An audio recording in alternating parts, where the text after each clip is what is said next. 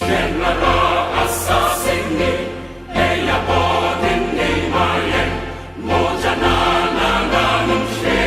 is a new African in the world.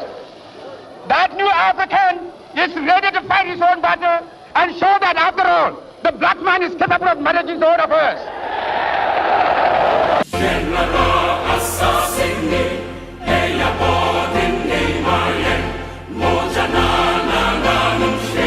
Abusiamidin ede nana eje sikapa.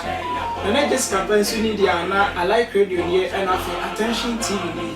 Na the only side ya hye duma dia so nko anka nso da ya to ne din se wo bete sound. To bete sound na obote mo te sanyi.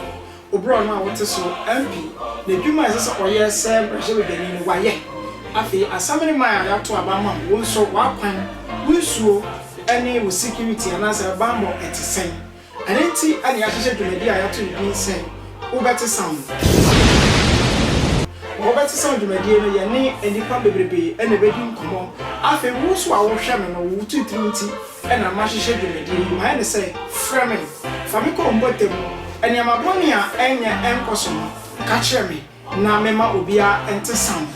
Watanhye TV so ɛna afei I like radio so ɛda dwoada ɛkɔpem ɛda fie da wabra abɔ anwumre na wɔtwe ede kopem no nkron na yendi nkomo na afei wo mu a wo munya wo munyama yie e wo man Ghana no ye momonte sam Attention TV ni I like radio ni wo fra me nana eje sikapa.